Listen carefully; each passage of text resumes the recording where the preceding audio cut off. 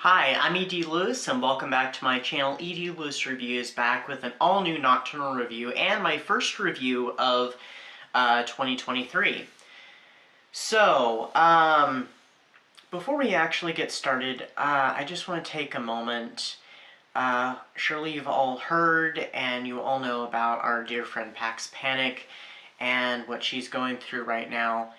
Mr. Morningstar over at Mr. Morningstar's channel has started a GoFundMe page to help her, kick cancer in the butt. So it'd be really great if, and I think it's still up by the time this video goes up, because I'm actually doing this, what would be now last weekend. So as far as I know, it's still going to be up. You can go find it on his page. He has a video about it. I'll link it down below, and every little bit helps. So please help our dear and beloved Pax Panic. Like I said, this is my first review of 2023, and it's a book that I actually read at the very ending of November and into December. And it's a ghost story. I covered this in my December wrap-up, and it's called Ghost at Dusk by Kevan. It was published in 2019, and it follows the story of a boy, a 14-year-old boy by the name of Tim, or Timothy, who unfortunately died on Halloween night and has been trapped in his home, his childhood home, for now 30 years. He is tormented by this demon, Mr. Groan, or just Groan, pretty much night after night. There's some nights he's not there, but it's a continuous thing, and so he has to hide from him. And he can't escape the house. I mean, I think he can go out on the lawn, at least I think so, but he can't leave. He can't go any further than that. And one day, a family moves into the house, and soon after that, Tim discovers that he's not alone in the neighborhood.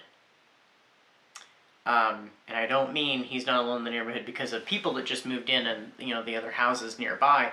No, I mean he's not alone. He's not the only ghost in the neighborhood. So, yeah, I thought this was an interesting book.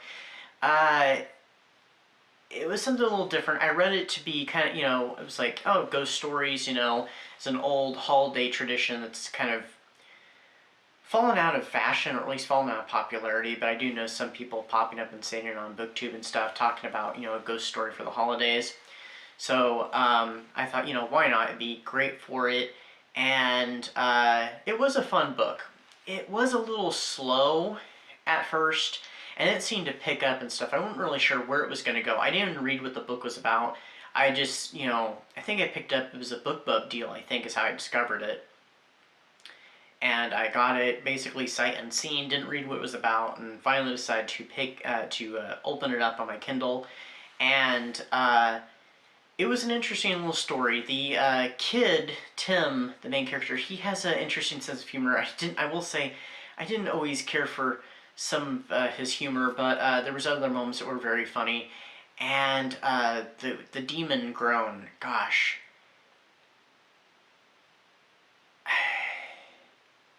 Let's just say he is something else. He is disturbing. He's a bit of a perv. He's despicable. I'll just say that.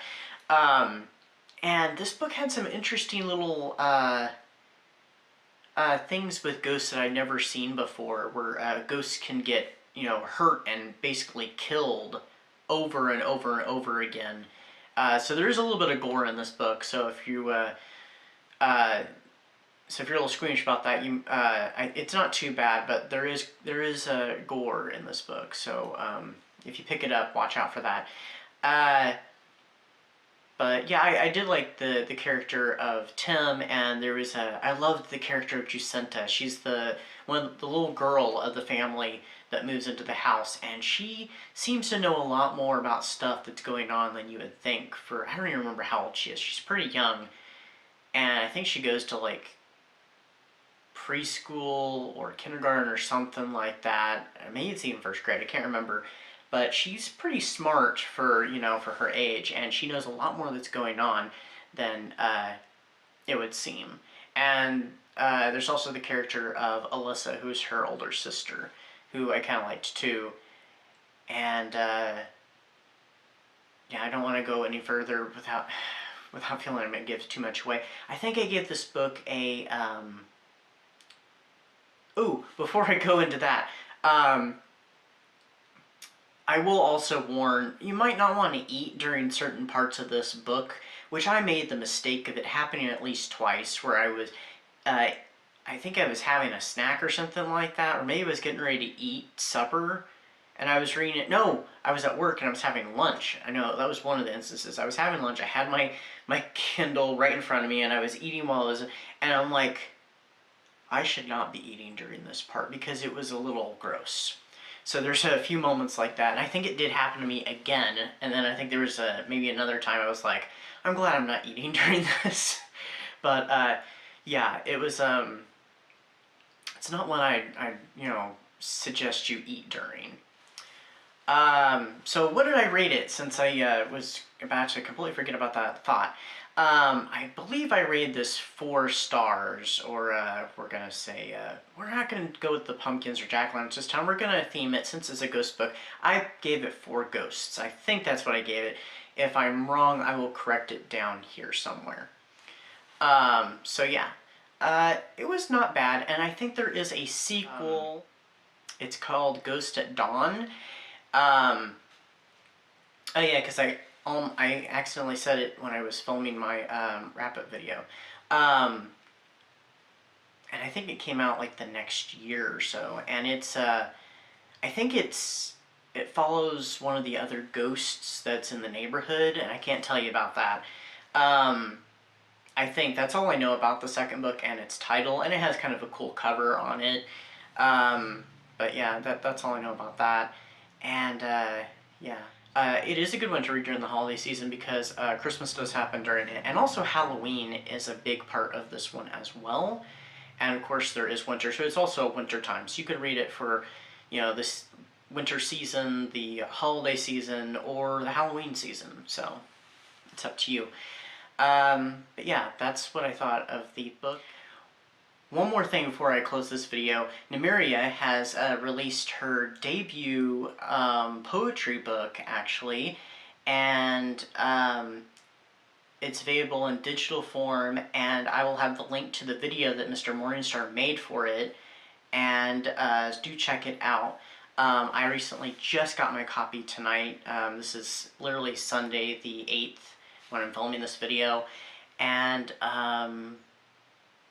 let me, hold on.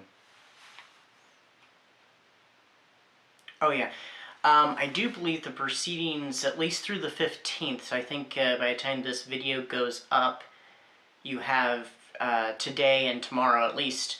I do believe the proceeds through the 15th, tomorrow, go to the GoFundMe page for PAX. So it's for a good cause, and also you're also support, not only is it a good cause for our friend Pax Panic, but you're also supporting a fellow booktuber and a booktube poet. So do check that out, and I will have the link to that launch video down in the description.